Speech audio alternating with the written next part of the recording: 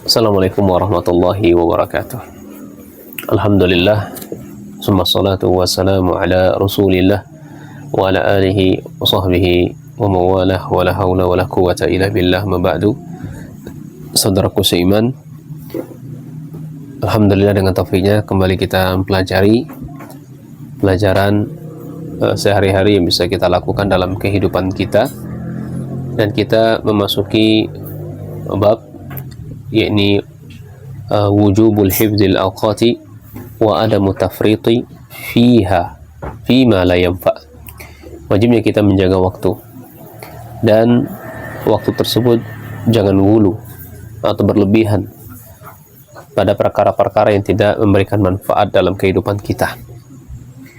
Artinya, penulis di sini membawakan ada 4 dalil yang mesti kita renungi bersama, bahwasanya pentingnya kita menjaga waktu.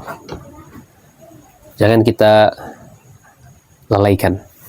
Jadi waktu kita tuh diatur sebaik-baik mungkin. Jadi seorang mukmin mulai dari dia bangun tidur sampai dia tidur kembali, waktunya harus produktif. Gunakan waktunya sebaik-baik mungkin. Jangan waktu itu berlalu dalam dirinya tapi tidak memberikan manfaat dalam dirinya.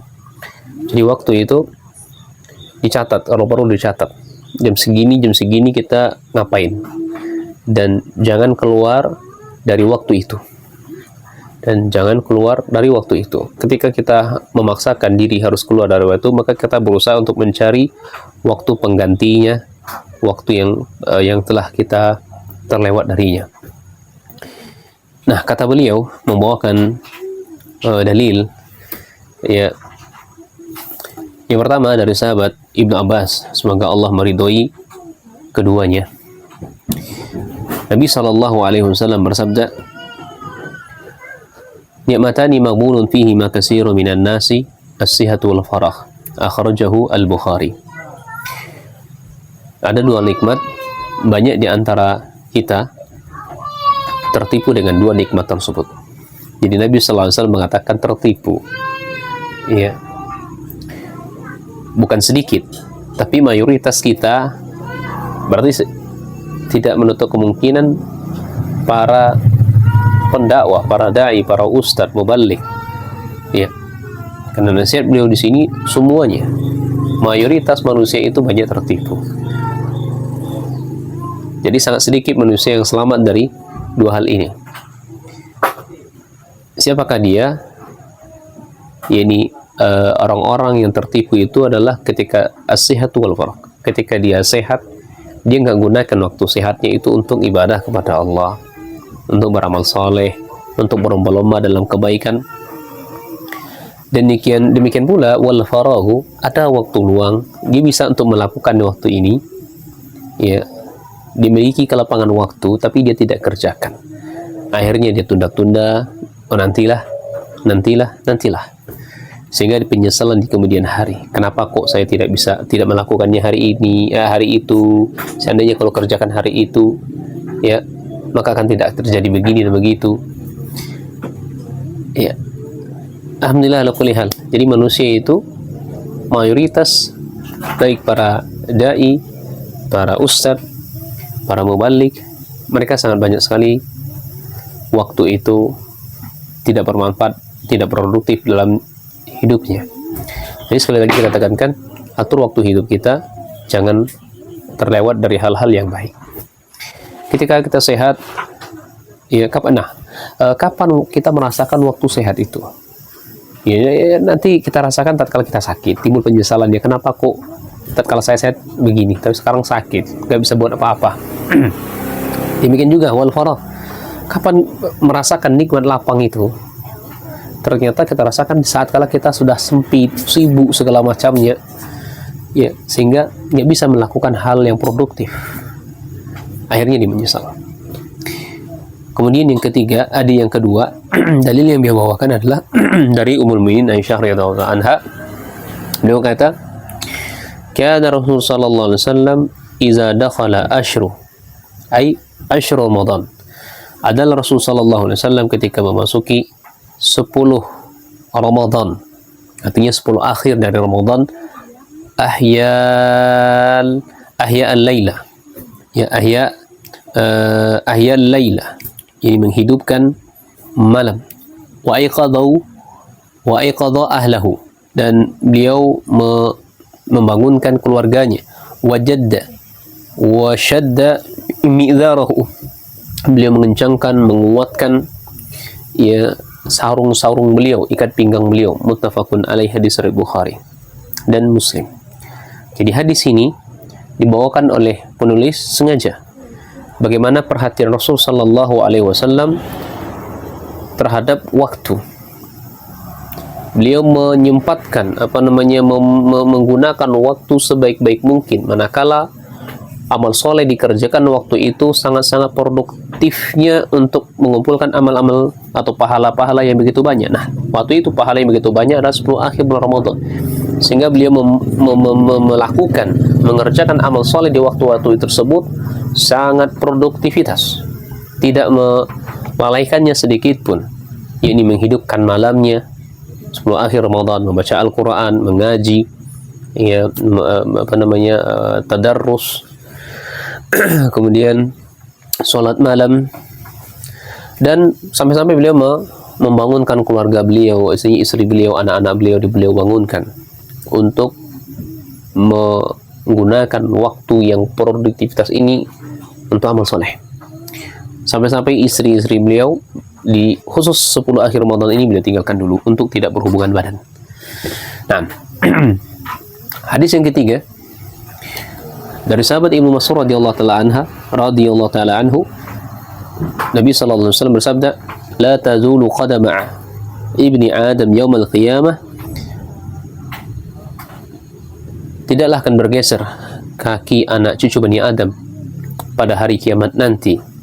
Man 'indi rabbih, ya, orang yang di sisi Rabbnya, hatta yus'al an khamsin, sampai ditanya kepadanya 5 perkara. Jadi pada hari kiamat nanti telapak kaki kita tidak akan bergeser pada hari kiamat, ya, di sisi Rabb kita tidak akan bergeser sampai benar-benar akan ditanya tentang 5 perkara. An umrihi fima afnah, tentang umur kita digunakan untuk apa. Orang yang muda itu ditanya tuh usianya. Saya berikan usia muda, usia yang sangat lincah, usia yang sangat produktif untuk amal soleh. Kau gunakan untuk apa? Sudahkah engkau melakukan untuk ketaatan? Sudah engkau lakukan untuk berbakti kepada orang tua, membantu orang lain, memudahkan orang lain, dan seterusnya dari amal kebaikan? Atau justru malah sebaliknya, saya berikan waktu yang usia muda, tapi malah justru engkau bermaksiat kepada saya, durhaka kepada saya, banyak sekali kemungkaran-kemungkaran yang kau lakukan. Ini tentang masa muda kita. Atau justru masa usia kita juga ditanya, saya sudah panjangkan umurmu, saya sudah berikan kesempatan banyak untuk beramal soleh kepadamu, sudahkah engkau memanfaatkan waktu itu dengan sebaik-baik mungkin? Ya. Atau malah justru semakin tua, aku sudah panjangkan umurmu, malah engkau makin durhaka. Ketika azan berkumandang, kau juga tidak datang ke masjid. Ketika hari Jumat dilarang oleh Allah untuk jual beli, kau masih saja sibuk transaksi jual beli. Umur sudah tua bangka, 40 tahun dan seterusnya ke atas. Maka yang seperti ini lebih bagus untuknya sadar diri bahwasanya dia akan sebentar lagi menghadap Allah Subhanahu wa taala umur yang singkat ini. Ini pertama yang akan ditanya nanti. Kemudian wa an syababihi fi min amdah. Tentang masa mudanya untuk apa ia digunakan, ditegaskan lagi oleh Allah Subhanahu wa taala. Setelah umur ditegaskan lagi tentang masa muda kita dihabiskan buat apa. Wa malihi min aina iktasabahu wa fima anfaqahu. Yang ketiga, Allah berikan kita harta yang begitu melimpah. Allah tanya itu, dari mana engkau dapatkan? Apakah dengan hasil riba? Apakah hasil mencuri? Apakah hasil korupsi? Wa fima anfaqahu, ketika kau berikan kau kaya, harta yang melimpah ruah, kemana engkau infakkan? Kemana engkau sedekahkan? Apakah bangun masjid, bangun musola, bantu fakir miskin, bantu janda, bantu para da'i? Semuanya akan diminta pertanggungjawaban. Wa madza amila fima alima. Kau sudah saya berikan ilmu. Ilmu yang kau dapatkan, kau gunakan buat apa? Untuk menolong agama Allah, untuk memperkaya dirimu, atau untuk mencari dunia sebanyak-banyaknya. Jadi semuanya itu akan ditanya oleh Allah 5 perkara sebelum kaki kita bergeser pada hari kiamat nanti. Jadi hadis yang ketiga ini sengaja beliau hadirkan kepada kita pentingnya kita menjaga waktu. Jangan kita buang waktu kita tidak bermanfaat sedikit pun. Kemudian hadis yang terakhir, hadis dari sahabat Abu Hurairah radhiyallahu an, Nabi sallallahu alaihi wasallam bersabda, "Man khafa adlaja wa man ajlaja balagha manzil. Ala inna sal'atallahi ghaliyatun, ala inna sil'atallahi al-jannah." Akhrajahu At-Tirmizi. Di sini disahihkan oleh Imam Albani. Siapa yang khawatir atau siapa yang merasa takut, tak rasa takut kepada Allah Subhanahu wa taala. Siapa yang takut kepada Allah Subhanahu wa taala, mestinya dia segera untuk beramal amal soleh. Ya, mafhum hadisnya seperti itu. Ya. Orang yang takut kepada Allah mestinya dia segera untuk beramal soleh. Ya.